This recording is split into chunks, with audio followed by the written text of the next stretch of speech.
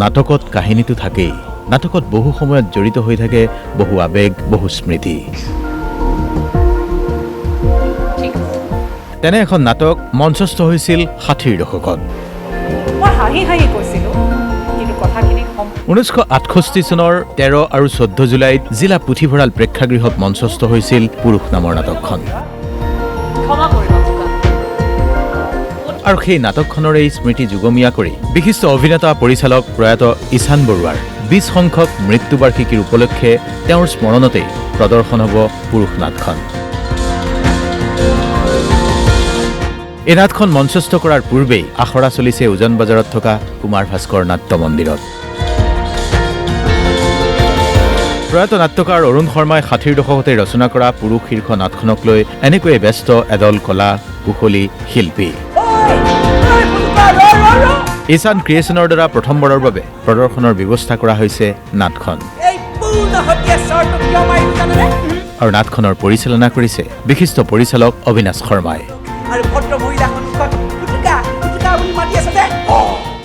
ঈশান বৰুৱাদেৱৰ সুযোগ্য কন্যা ময়ূৰী ভৰালীয়ে খুব আগ্ৰহেৰে ঈশানদাৰ আমাৰ পৰা গুচি যোৱাৰ 20 বছৰ পাৰ হ'ল, তেখেতৰ প্ৰতি শ্ৰদ্ধাঞ্জলি জনাই এই একেখন নাটকে মঞ্চস্থ কৰাৰ প্ৰয়াস কৰিছে।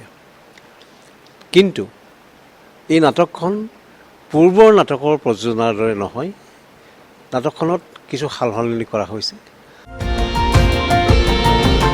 শ্ৰীমন্ত শংকৰদেৱ কলাক্ষেত্ৰৰ শ্ৰী শ্ৰী মাধৱদেৱ আন্তৰ্জাতিক প্ৰেক্ষাগৃহত অহা 11 আৰু 12 জুলাইত মঞ্চস্থ কৰা হ'ব নাটখন। আৰু তাৰ বাবে ঈশান ক্ৰিয়েশ্যনে পূৰ্ণ প্ৰস্তুতি চলাইছে। নাটখনত সমাহাৰ ঘটিছে পূৰ্বৰ দৰেই নাট্য মুহূৰ্তৰ। আমাৰ দেউতাৰ 20 বছৰ হ'ল ঢুকুৱা, 20th ডেথ এনিভাৰ্চাৰী 6 জুলাইত এইবাৰ। চ' এই 20th ডেথ এনিভাৰ্চাৰী দেউতাক কি দৰে মই মেমৰেবল কি কৰিব পৰা যায় বহুত ভাবি অবিনাশ দাৰ লগতো ডিছকাছ কৰিলোঁ।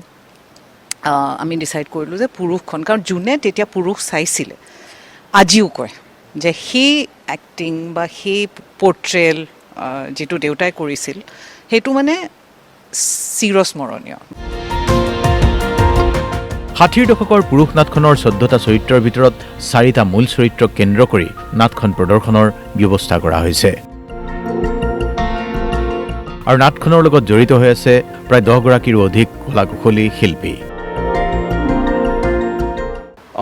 4টা চৰিত্ৰৰ যিখিনি একদম মূল চৰিত্ৰ সেইখিনিৰ ভিতৰতে গোটেই কাহিনীটো ৰাখি পেলাই 2জন আছে, যি পুৰুষ আৰু নাৰী, তেওঁলোক 2টা কেৰেক্টাৰ, আৰু সেই 2জনৰ আশে কাষে 2টা ক্লাউন। গতিকে সেই জীৱন আৰু জীৱনৰ যুঁজ আৰু তাৰ চাৰ্কাছ, এটা জীৱন এটা সাধাৰণ নিয়ম মাত্ৰ তাতে কোৱা হয়, এটা সহজ অভ্যাস। গতিকে চাৰ্কাছৰ নিচিনাকৈ জীৱনটো কেনেকৈ, সেইবিলাক বস্তুৰ ভিতৰত বিৰাট চিম্বলিক, বিৰাট মেটাফৰিকেল এখন নাটক। এই পুৰুষটো অৰুণ শৰ্মা দেৱৰ নাটক। এতিয়া এইটো মই প্ৰথমবাৰ 2012 চনত চাইছিলোঁ।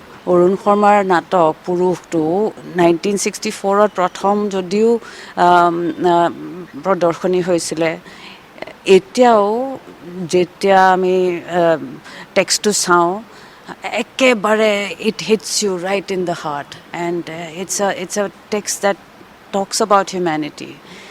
It's about the growth of people. It's about existence.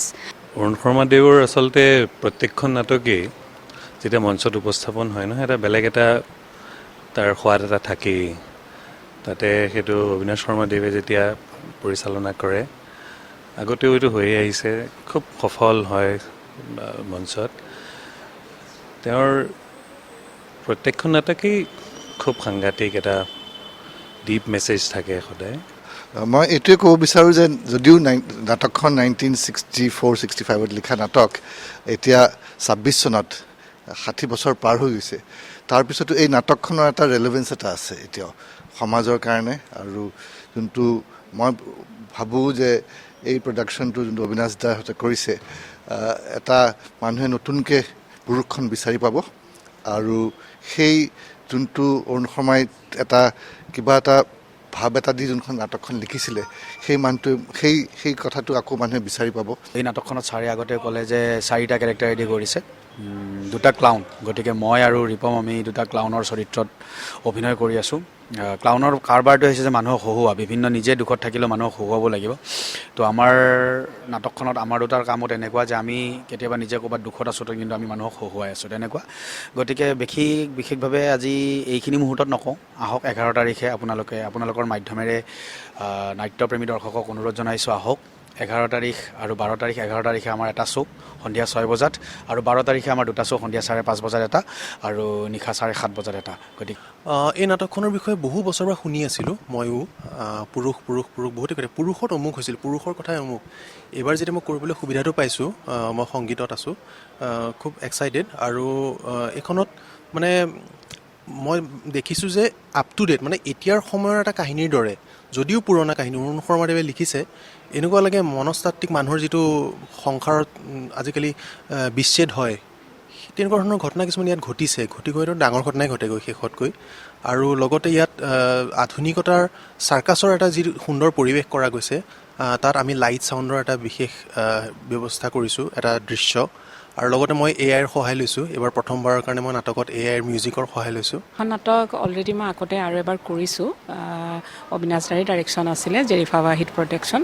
আৰু তাত তেতিয়া মোটামুটি 15জন কেৰেক্টাৰ আছিলে, এতিয়া ইয়াতেতো কেৰেক্টাৰ কম আছে, 7জন আছে টোটেল। আৰু গতিকে তেতিয়া আৰু এতিয়াৰ মাজত বেলেগ ডিফাৰেঞ্চ, মানে কষ্টিউমত অবভিয়াছলি অলপমান বেলেগ ডিজাইন কৰিবই লাগিব, যিহেতু বেলেগ নাটক। আৰু এইটো এটা চেলেঞ্জিং হয়, কিবা প্ৰত্যেক 2 মিনিটমানতে গোটেই কাপোৰটো চেঞ্জ কৰা, হেয়াৰ ষ্টাইল চেঞ্জ কৰা, মেকআপ চেঞ্জ কৰা।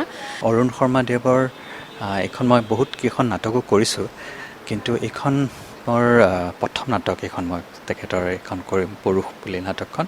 আৰু তাত চৰিত্ৰ বহুত আগতে মই মানে ৰাণী বাপাও শুনিছোঁ, বহুতৰ পৰা শুনিছোঁ যে বহুত কেৰেক্টাৰ আছিলে, কিন্তু এইখন চমুকৈ কৰা হৈছে।